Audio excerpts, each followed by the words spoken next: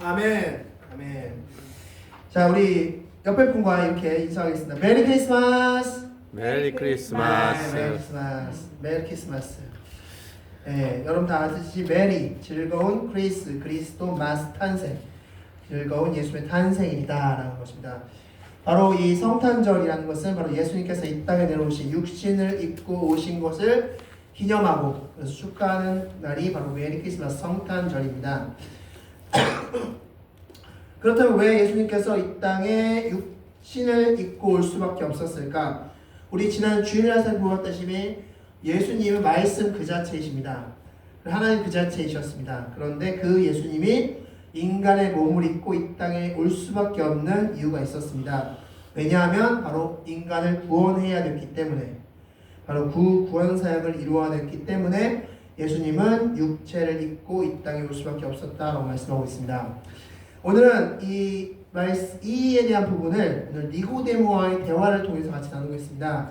그래서 이 니고데모와 이런저런 얘기를 하시는 가운데 너무나 중요한 진리들을 말씀하고 계십니다. 그래서 오늘 그 중요한 진리들을 하나하나씩 잡으면서 같이 말씀 나누겠습니다. 오늘의 말씀의 구조는 이렇습니다. 3장 1절부터 2절은 니고데모와의 만남, 그리고 3절부터 4절은 첫 번째 말씀과 질문, 5절부터 9절은 두 번째 말씀과 질문, 그리고 10절부터 21절은 세 번째 말씀입니다. 오늘 질문은 이것입니다. 예수님께서 니고데모에게 하신 그 메시지의 핵심은 무엇인가? 라는 것입니다. 예수님께서 니고데모에게 총 3차례에 걸쳐서 말씀하셨는데 그 말씀의 핵심은 과연 무엇일까? 오늘 말씀을 통해서 그것에 대한 답을 얻어가시는 그런 여러분들이 되시기 바라겠습니다. 자, 먼저 1절, 2절 같이 나눌 텐데 먼저 1절 말씀 같이 읽겠습니다. 3장 1절입니다. 요한복음 3장 1절 읽겠습니다. 시작! 그런데 바리새인 중에 니고데모라 하는 사람이 있으니 유대인의 지도자라. 아멘.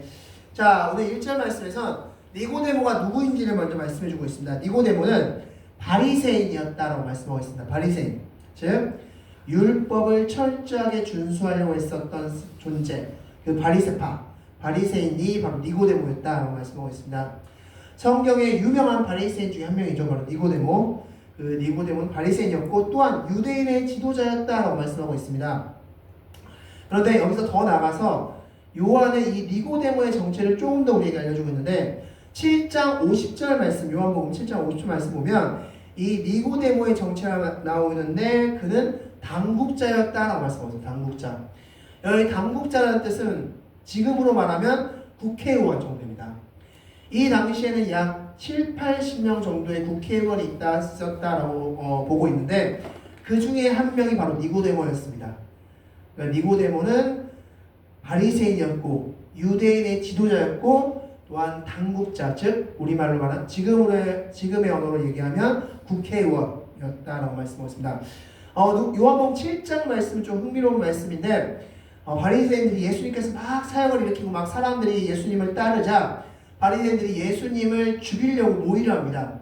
그때 니고데모가 어떻게 이야기하냐면 아무 일도 하지 않았는데 죽이는 것이 옳습니까? 집행을 하는 것이 옳습니까? 하면서 예수님을 변호합니다. 그런 모습을 보이고 있습니다. 자, 그리고 요한복음 19장에서도 니고데모가 한 번 더 등장하는데 아리마대 사람 요셉이 예수님의 시체를 달라 해서 예수님의 시체를 자신의 무덤가에 넣은 후 그 다음에 예수님을 모략을 이용해서 제사를 마지막 장례식을 치러주는데 그때 향품, 즉 모략을 하나 예수님께 바치는데 그 모략을 바친 양이 성경 말씀에서 100리트라라고 말씀하고 있습니다. 100리트라. 이 100리트라는 지금의 단위로 환산하면 약 30kg 정도 된다고 합니다. 30kg 정도 되는 모략을 지금 예수님께 부어서 예수님의 장례를 치러주고 있는 것입니다. 자, 이 30kg라는 그 양의 의미는 무엇이냐면 바로 이 당시에 100리트라 정도 되는 양을 쓰는 사람은 단 한 사람밖에 없습니다. 바로 왕이었습니다. 왕의 장례식 때나 이 정도 많은 양을 사용하지 그렇게 많은 양을 평민에게는 사용하지 않습니다. 이 말인 즉슨 니고데모가 예수님께서 십자가를 죽으시고 장례를 치를 때 그때 누구처럼 예수님을 대했다는 겁니까? 왕처럼. 예수님을 왕처럼 대우했던 사람이 바로 니고데모였습니다. 그 니고데모와 예수님의 첫 만남이 바로 오늘 본문 말씀인데, 자, 그럼 2절 말씀 이제 본격적으로 니고데모가 어떻게 예수님 만나는지 같이 보겠습니다. 2절 말씀 읽겠습니다. 시작. 그가 밤에 예수께 와서 이르되 랍비여, 우리가 당신은 하나님께로부터 오신 선생인 줄 아나이다. 하나님이 함께 하시지 아니하시면 당신이 행하시는 이 표적을 아무도 할 수 없음이니이다. 아멘. 자, 밤에 몰래 찾아왔습니다. 왜 그랬을까요? 바로 주위 사람들의 시선도 앞서 말씀드린 대로 국회의원이었습니다. 그 당시에 나라를 이끄는 그런 국회의원의 자격으로 있었던 사람이 니고데모였고, 또한 바리새인이었습니다. 즉 예수를 배척했고 싫어했던 사람들이 바리새파였는데 그 대표 인물 중에 한 명이 니고데모였고, 그렇기 때문에 대놓고 낮에 평범하게 만날 수 없었던 것입니다. 그래서 밤에 몰래 예수님을 찾아갔다 라고들 이렇게 보고 있습니다. 자, 그렇게 해서 예수님을 찾아갔는데, 그렇다면 예수님께 왜 찾아갔을까? 왜 니고데모는 예수님께 밤에 몰래 찾아갔을까? 왜냐하면은 바로 구원에 대해서 궁금했기 때문입니다. 바로 바리새파, 즉 유대교에 있어서의 구원은 율법 준수를 통한 구원을 말씀하고 있는데, 니고데모 마음 안에 이런 마음이 들었던 겁니다. 정말 율법을 준수하는 것만으로 구원을 얻을 수 있을까? 라는 의문이 들었던 것입니다. 종교개혁자 마틴 루터도 동일한 질문을 했죠. 근데 어떻게 해야 구원을 얻을 수 있나? 그래서 그는 계단을 무릎으로 걸어서 올라가기도 했고, 또한 큰 성전을 정말 눈이 부시도록 그렇게 청소도 하면서 그렇게 자신의 선행과 자신의 수행을 했습니다. 그런데도 불구하고 그는 갈급한 마음을 여전히 가질 수밖에 없었다라고 고백하고 있는데, 니고데모 역시 마찬가지입니다. 어떻게 하면 내가 지금 이렇게 율법적으로 잘 살고 있는데 그럼에도 불구하고 뭔가 부족한 것 같고, 그럼에도 불구하고 구원을 얻지 못할 것 같은 그런 의구심이 점점 쌓여가고 있었던 찰나에 예수님께서 행하시는 일들을 봤던 겁니다. 그리고 그 이야기를 들었던 겁니다. 아, 저 사람이라면 뭔가 알 수 있겠구나.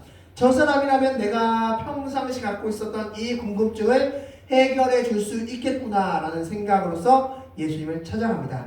자, 그리고 예수님을 이렇게 찾아가서, 아, 선생님, 제가 소문을 들으니까 당신은 참 대단하시더군요. 저에게 답을 알려주시겠습니까? 하면서 막 예수님을 띄웁니다. 칭찬하죠. 자, 그럴 때 3절 말씀에서 예수님께서 뜬금없는 말씀하시죠. 우리 3절 말씀 다 같이 읽겠습니다. 시작. 예수께서 대답하여 이르시되 진실로 진실로 내게 이르노니 사람이 거듭나지 아니하면 하나님의 나라를 볼 수 없느니라. 아멘.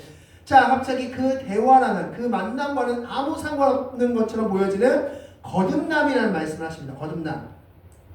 자, 예수께서 이렇게 말씀하십니다. 너희가 거듭나지 아니하면 하나님의 나라를 볼 수 없다. 자, 먼저 우리 하나님의 나라를 본다는 게 어떤 뜻일까요? 하나님의 나라를 본다. 자, 마태복음 19장 말씀을 보면 부자 청년이 예수님과 대화를 나누고 나서 예수님께서 너의 자산을 다 팔아 가난한 자에게 주고 나를 따르라고 했을 때 어떻게 했습니까? 부자 청년이 조용히 쓸쓸히 돌아갔습니다. 그리고 그 모습을 예수님께서 가만히 보시면서 이렇게 말씀하시죠. 부자가 천국에 가는 것은 낙타가 바늘귀에 들어간 것보다 어렵다라고 말씀합니다. 자, 그렇게 이야기하니까 제자들이 멘붕이 옵니다. 자, 그러면 어떤 사람이 구원을 얻을 수 있습니까? 라고 말씀하는데, 즉 하나님의 부자가 하나님의 나라에 들어간다라고 했을 때 그 예수님의 말을 구원으로 연결시켰습니다. 이 말인즉슨 이 당시에 하나님 나라에 들어가는 것은 이꼬르 구원이다 라는 것이 그 당시에 성립되었던 그런 하나의 문장이었던 겁니다. 하나님의 나라 이꼬르 구원. 즉 예수님께서 지금 이렇게 말씀하시는 거죠. 너희가 거듭나지 아니하면 하나님의 나라를 볼 수 없다. 이 말을 다른 말로 말하면 어떤 말입니까? 그렇기 때문에 너희가 거듭나지 않으면 구원을 얻을 수 없다 라는 말씀입니다. 너희가 거듭나지 않으면 구원을 받을 수 없어 라고 지금 말씀하시고 계십니다. 그렇다면 자, 이 말씀을 왜 갑자기 니고데모에 하셨을까요? 왜냐하면 앞서 말씀드린 대로 니고데모에게는 평상시 궁금했던 그 근본적인 질문이 있었기 때문입니다. 어떻게 하면 구원할 수 있지? 정말 내가 하고 있는, 그리고 우리 바리새인들이 이야기하고 있는 이 방식이 정말 옳고 맞는 것일까? 라는 질문이 그 안에서 계속해서 샘솟으시듯이 올라왔기 때문입니다. 그런 상황에 있던 니고데모였기 때문에 예수님께서 직접적으로 구원에서 말씀하신 겁니다. 거듭나지 아니하면 너희가 구원을 얻을 수 없다 라고 말씀하신 겁니다. 자, 그렇게 말하자 니고데모가 갑자기 순간 당황하기 시작했습니다. 그리고 나서 4절에 이렇게 말씀하죠. 어떻게 사람이 거듭날 수 있습니까? 두 번째 모태에 들어가야 됩니까? 어머니 뱃속에 다시 들어갔다가 나와야 되는 것입니까? 라고 이야기합니다. 자, 니고데모 왜 이렇게 반응했을까요? 니고데모가 왜 이렇게 당황스러워했을까요? 니고데모는 지식적으로는 뛰어난 사람이었을 것입니다. 율법을 꿰고 있었을 사람이었을 것입니다. 그런데 영적 경험은 없었던 사람이었던 겁니다. 하나님을 영으로서 만난 경험은 무지했던 사람이었기 때문에 그 이야기, 거듭난다는 이야기가 전혀 와닿지 않았던 것입니다. 전혀 너무나 이상하게 들렸던 것입니다. 자, 그런 니고데모에게 이제 본격적으로 예수님께서는 하나하나 차근차근히 말씀하시는데, 우리 5절 말씀, 우리 중요한 말씀이죠. 다 같이 읽겠습니다. 시작. 예수께서 대답하시되 진실로 진실로 내게 이르노니 사람이 물과 성령으로 나지 아니하면 하나님 나라에 들어갈 수 없느니라. 아멘. 자, 여기서 거듭남이 무엇인지 설명하고 있는데, 이 거듭남이란 물과 성령으로 나는 것 라고 설명하고 있습니다. 거듭남은 어머니 뱃속에 다시 들어가는 그런 개념이 아니라 물과 성령으로 나는 것이 거듭남이야 라고 말씀하고 있습니다. 그럼 여기서 물은 무엇입니까? 여러분, 물은 바로 물세례, 즉 회개를 의미하는 것이죠. 그리고 성령은 무엇입니까? 성령 세례, 바로 성령의 임재를 말씀하고 있는 겁니다. 물과 성령으로 난다는 것은 즉 예수 그리스도를 통하여서 우리가 회개하고, 그리고 그 이후에 성령을 통해서 우리가 구원 얻는 것, 이것이 바로 거듭남이다 라고 말씀해주고 있습니다. 그것이 바로 너희가 거듭나는 것이야 라고 말씀해주고 있습니다. 즉 여기서 우리가 알 수 있는 것은 무엇입니까? 이 거듭남, 구원은 누가 반드시 있어야 된다? 예수님이 반드시 있어야 된다는 것입니다. 예수님의 십자가를 근거로 해서 우리는 회개할 수 있습니다. 여러분이 아무리 잘못한 것이 있어서 하나님께 기도한다 한들 예수님의 십자가 빠진 회개가 있을 수 있을까요? 우리가 막 회개합니다. 이것도 잘못했고요, 저것도 잘못했고, 이것도 잘못했고, 이것도 잘못했고, 막 기도합니다. 근데 마지막에 예수의 십자가 빠집니다. 그럼 맞습니까? 그 기도가? 하나님은 너 무슨 소리 하냐 지금? 이러실 겁니다. 예수의 십자가 빠진, 우리가 회개할 수 있는 근거는 예수의 십자가가 있기 때문에 우리가 회개할 수 있는 겁니다. 즉 예수 그리스도의 십자가로서 회개하고, 그리고 성령님께 통하여서 우리는 하나님의 자녀가 되는 것입니다. 하나님의 구원받는 자가 되는 것입니다. 왜냐하면 성령이 우리 안에 내주하심으로써 하나님이 그 구원을 우리에게 적용시켜 주시기 때문입니다. 2000년 전에 있었던 그 예수님의 사건이 지금 2024년도에 살고 있는 나에게 적용될 수 있게끔 해주시는 겁니다. 그게 바로 성령 임재, 성령 역사라고 할 수 있습니다. 그래서 이 구원은 예수 그리스도를 통해서만 가능하다. 우리 지난 주일날 말씀드렸듯이 요한복음은 무슨 메시지를 전해주고 싶어서 쓴 책이다? 예수님은 하나님이다. 하나님의 아들이다. 그리고 두 번째, 구원은 예수 그리스도를 통해서 이루어진다. 이 메시지 쓰고 싶어서 쓴 책이 요한복음이고, 예수님께서 행하셨던 수천 가지 일 중에서 그 메시지를 정확히 드러내는 일만 쓴 책이 요한복음이다라고 말씀드렸습니다. 즉 지금 요한은 지금 예수님께서 하나님이시고 예수님께서 구원의 완성되심을 지금 이 요한복음 4장 5절 말씀을 통해서 예수님께서 하셨던 그 메시지를 통해서 우리에게 말씀해주고 있는 것입니다. 구원은 예수 그리스도만 통해서 이루어질 수 있다. 자, 그럼 이것을 사도행전에서 다시 한번 좀 언급하는 부분이 있는데 우리 다 같이 한번 말씀을 통해서 보도록 하겠습니다. 우리 사도행전 2장 37절 말씀 다 같이 읽겠습니다. 시작. 그들이 이 말을 듣고 마음에 찔려 베드로와 다른 성도들에게 물어 이르되 형제들아 우리가 어찌할꼬 하거늘. 아멘. 자, 베드로가 설교합니다. 그리고 너희가 그 죄 없는 예수님을 죽였어 라고 이야기하니까 그럼 우리 어떻게 해야 돼요? 라고 묻습니다. 자, 그 물음에 베드로가 무엇이라 답했습니까? 38절 말씀 다 같이 읽겠습니다. 시작. 베드로가 이르되 너희가 회개하여 각각 예수 그리스도의 이름으로 세례를 받고 죄사함을 받으라. 그리하면 성령의 선물을 받으리니. 아멘. 자, 1단계는 무엇입니까? 회개죠. 예수 그리스도의 이름으로 회개하는 것입니다. 즉 철저하게 우리가 지었던 모든 죄를 회개하는 것. 그래서 예수 그리스도의 이름으로 세례를 받는다. 즉 세례가 무엇입니까? 물에 담갔다가 다시 일어나는 것. 그 전에 죄 많던 죄 짓고 살았던 나는 이제 죽고 이젠 다시 태어나는 것입니다. 네, 다시. 이게 바로 거듭나는 거죠. 다시 태어난다. 이게 바로 세례인 것이죠. 다시 태어난다. 그리고 나서 그 다음에 무엇을 한다? 성령의 선물, 성령 세례, 성령 임재를 받으라 라고 말씀하십니다. 이게 바로 너희가 구원받는 것이다 라고 말씀하고 있는 겁니다. 이게 바로 구원받는 것이다. 자, 계속해서 39절 말씀 다 같이 읽겠습니다. 39절 말씀 읽겠습니다. 시작.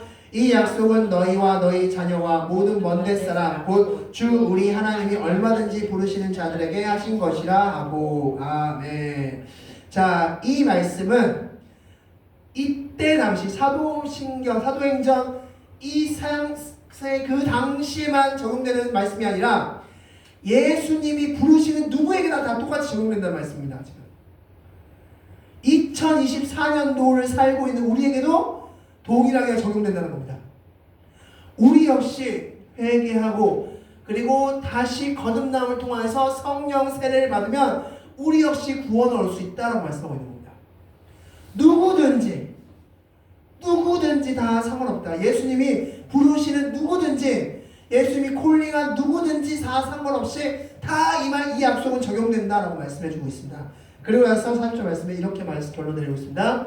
다 같이 읽겠습니다. 시작. 또 여러 말로 확증하며 권하여 이르되 너희가 이 패역한 세대에서 구원을 받으라. 아멘. 너희들 어서, 내가 얘기해 줬으니까 어서 빨리 실행해 라고 이야기해 주고 있습니다. 그래서 이 다음 말씀 무엇입니까? 몇천 명이 회개했더라? 네. 그 다음 말씀입니다. 그게. 그러니까 즉 부흥은 회개와 성령 세례를 통해서만 이루어진다고 말씀해 주고 있습니다. 부흥은, 우리의 영적 부흥은 회개, 철저한 회개를 통해서 거듭남과 그리고 성령 임재를 통해서만 이루어진다. 그렇게 됐을 때 몇천 명이 돌아왔다라고 말씀드리고 있는 겁니다. 그게 지금 오늘 본문 말씀, 사도행전 2장 말씀이자 오늘 본문에서의 메시지라고 기억하시면 되겠습니다. 자, 예수님께서는 다시 한번 5절 말씀을 통해서 너무나 쉽게 설명해 주면서 우리 8절 말씀 다 같이 읽겠습니다. 8절 말씀 다 같이 읽겠습니다. 시작. 바람이 위로 불매 내가 그 소리는 들어도 어디로 와서 어디로 가는지 알지 못하나니 성령으로 난 사람도 다 그러하니라. 아멘. 자, 이게 무슨 말씀입니까? 너희가 어느 순간 너희가 회개와 예수 그리스도 영접하다 보면 어느 순간 바람이 언제 불었는지 모르겠지만 바람이 불어지네?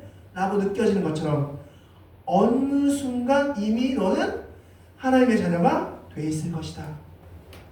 너희가 회개하고 하나님께 매달리고 너희가 성령 임재를 바라고 구하면 언제인지 모르겠지만 내가 언제 이렇게 됐지? 라고 느껴질지 언제 됐지라고 막 생각이 날 정도로 언제 정확히 된지 모르겠지만 어느 순간 너희가 하나님의 자녀가 돼 있을 것이다 라고 말씀하고 있는 겁니다.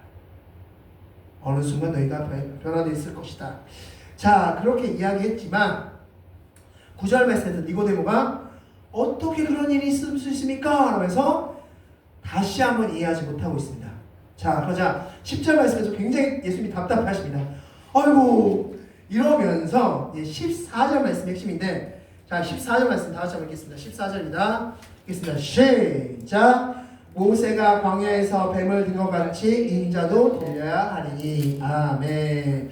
자, 이 말씀은 민수기 21장 8절 말씀이죠. 자, 이스라엘 백성들이 광야에서 예수님의 말씀, 하나님께서 말씀을 불순종하고 그러자 하나님께서 뭘 보냈습니까? 불뱀을 보냈죠. 불뱀을 보내서 다 물어라. 그리고 나서 모세에게 무엇을 세우라고 했습니까? 녹뱀, 장대에 녹뱀을 매달아라. 그 녹뱀을 보는 자만 살리라고 말씀하셨고 실제로 녹뱀을 보면 살았다라고 말씀해주고 있습니다. 자, 그런데 이 14절 말씀이 굉장히 파격적인 말씀입니다. 사실 무엇이 파격일까요? 이 14절 말씀이 굉장히 파격적인 말씀입니다. 엄청난 말씀입니다. 사실은 왜냐하면 예수님께서 십자가 달려 죽고 부활한다는 사실을 언제 처음 얘기하십니까? 사실상 성경 보면 예수님의 사역 후반부에 얘기하십니다. 가이사랴 빌립보에서부터. 근데 이 사도행 요한복음 3장 이 말씀은 예수님의 사역 초기입니다. 초기. 예수님의 사역 초기. 아직 제자들한테도 내가 십자가 달려 죽을 거야 라고 말씀하지도 않은 그때인데 누구한테 지금 십자가 사건을 언급하고 계십니까? 니고데모한테. 어찌 보면 이 예수님의 3년 반의 그 사역 중에서 공생의 사역 가운데서 최초로 어찌 보면 최초로 십자가를 언급한 부분입니다. 이만큼 니고데모를 사랑하셨을 겁니다. 사랑했을 겁니다. 이만큼 이거를 공표할 만큼 어마어마한 천기누사와 같은 그런 내용을 언급할 수밖에 없을 만큼 니고데모가 빨리 하나님의 자녀가 되기를 원했던 것입니다. 그래서 예수님은 제자들한테 말씀하지 않았던 십자가 사건을 지금 말씀하세요. 모세가 녹뱀을 장대에 매달았던 것처럼 나 또한 십자가에 매달릴 것이다 라는 것을 언급하신 것이다 라고 말씀하고 있고, 자 15절 말씀에 그것을 믿는 자마다 영생을 얻는다. 이 십자가 사건을 말씀해 주신 것입니다. 그래서 실제로 제가 상상을 해봤을 때 요한복음 19장에서 앞서 말씀드린 대로 예수님의 시체를 아리마대 사람 요셉이 이렇게 거두고 그리고 와서 장례를 치렀을 때 그때 이 니고데모는 무슨 생각을 했을까요? 어떤 장면을 떠올렸을까요? 어떤 말을 떠올렸을까요? 아마 이 말씀을 떠올렸을 겁니다. 그때 녹뱀을 언급하셨던 게 바로 이걸 말씀하고 싶으셔서 나한테 그 말씀하셨구나. 십자가에 매달려 있는 예수님을 바라보면서 그 생각을 했을 겁니다. 니고데모는. 와, 이걸 말씀하신 거였구나 그때. 그래, 예수님을 바라봐야지 살지. 예수님 십자가에 달려있는 그 예수님 바라봐야지 살지. 아마 그 생각을 니고데모가 하지 않았을까 그렇게 상상을 해봅니다. 자, 그래서 우리 16절 말씀 너무나 유명한 말씀이니까 우리 다 같이 한번 읽겠습니다. 다 같이 읽겠습니다. 시작. 하나님이 세상을 이처럼 사랑하사 독생자를 주셨으니 이는 그를 믿는 자마다 멸망하지 않고 영생을 얻게 하려 하심이라. 아멘. 예수를 믿음으로써 우리는 구원을 받을 수 있음을 말씀해 주고 있습니다. 예수님께서 오늘 이 땅에 육체를 입고 오신 이유는 우리에게 무엇을 주기 위해서? 구원, 영생을 주시기 위해서. 그래서 예수님은 오늘 이 땅에 내려오셨다라고 기억하시면 되겠습니다. 자, 그리고 나서 마지막으로 예수님께서는 19절부터 21절까지 두 가지의 길을 마지막으로 언급하시고 말씀하셨습니다. 자, 먼저 19절, 20절 말씀 다 같이 한번 읽겠습니다. 시작. 그 정죄는 이것이니 곧 빛이 세상에 왔을 때 사람들이 자기 행위가 악함으로 빛보다 어둠을 더 사랑한 것이니라. 악을 행하는 자마다 빛을 미워하여 빛으로 오지 아니하나니 이는 그 행위가 드러날까 함이요. 아멘. 자, 두 가지의 길을 얘기해 주고 있는데 먼저 첫 번째, 예수님을 믿지 않는 자의 길을 얘기해 주고 있습니다. 예수님을 믿지 않는 자의 길은 바로 어둠의 길이다라고 말씀하고 있습니다. 어둠의 길. 이 어둠의 길을 설명할 때 쓰인 단어가 카탈람바노라는 단어입니다. 카탈람바노. 이 카탈람바노라는 단어인데 이 단어는 빌립보서 3장 12절 말씀에서도 사용된 단어인데 표대를 향해서 우리가 우리의 신앙을 경주로 비유하면서 표대를 향해 달려간다는 것에 설명할 때 역시 카탈람바노라는 단어가 쓰였는데 바로 사로잡다는 뜻입니다. 사로잡다. 그러니까 무슨 소리냐? 이 말씀은 자 19절 20절 예수를 믿지 않는 자들은 빛이 너희를 사로잡는 경험을 하지 못한 채 어두운 그대로 살아갈 것이다 라고 말씀하고 있습니다.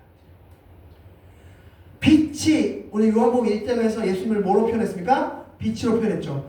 그 빛이 너희를 사로잡는 경험을 하지 못한 채 어둠이 다 있냐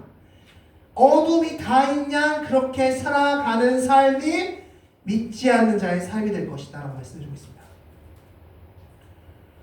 우리가 죄 가운데 살면서도 죄를 짓고 있는지조차 모르는 삶, 내가 죄 가운데 사는지조차 모르는 삶이 바로 19절 20절 말씀입니다. 빛이 너희를 사로잡지 않을 것이야. 빛이 너희를 놓아버릴 거야 라는 말씀이죠. 자, 그거에 대해서 21절 말씀, 반대 말씀이죠. 21절 구원받는 자의 삶은 이렇습니다. 21절 읽겠습니다. 시작. 진리를 따르는 자는 빛으로 오나니 이는 그 행위가 하나님 안에서 행한 것임을 나타내려 함이라. 아멘. 예수님을 믿는 자는 어떤 삶? 하나님께 붙잡힌 받은 삶, 빛으로서 붙잡힌 받은 삶이라고 말씀을 드립니다. 하나님께 완전히 붙잡힌 받은 삶. 그러므로 하나님께 붙잡힌 삶은 축복이다 라고 메시지 주고 있는 겁니다. 그 빛에 들어가 있는 삶은 축복의 삶이다 라고 메시지를 주고 있는 겁니다. 죄가 죄인 줄 알고 하나님이 하나님인 줄 알고 구원이 무엇인 줄 알고 밝히 드러나 아는 삶이 축복된 삶이다 라고 말씀해 주고 있는 겁니다.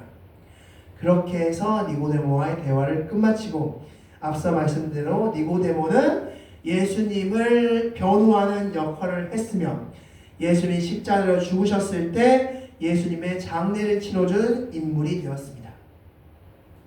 그는 예수님께서 말씀하신 그 구원, 철저한 회개와 그리고 성령 세례, 성령 인재를 경험한 사람이 되었던 것입니다. 그러므로 우리 또한 마찬가지입니다. 우리 또한 우리가 가야 될 길, 즉 구원이라는 길을 가야 될 때 반드시 거쳐야 될 것이 무엇이다? 철저한 회개를 통한 예수 그리스도 안에서의 거듭남, 다시 태어나는 겁니다. 그 전의 삶과는 다른 삶을 살아가는 것, 거듭남, 그리고 성령 임재, 그것이 있어야지만 우리는 구원을 얻을 수 있다라고 말씀해주고 있다는 사실을 기억하시기 바라겠습니다. 자, 말씀을 정리하겠습니다. 오늘은 바로 예수님이 오신 목적, 구원에 대해서 말씀해주고 있습니다. 오늘 이 땅에 내려오신 예수님, 그것을 축복하고 축하하는 이 자리에서 예수님께서 이 땅에 내려오신 목적이 무엇인지를 다시 한번 묵상하시면서 예수님께서는 이 일 때문에, 구원의 일 때문에 오셨구나, 그리고 그 일을 나에게 적용시켜 주셨구나 라는 것을 기념하시고 축하하시고 축복하시고 감사하시는 그런 여러분들이 되시기 바라겠습니다. 기도하시겠습니다.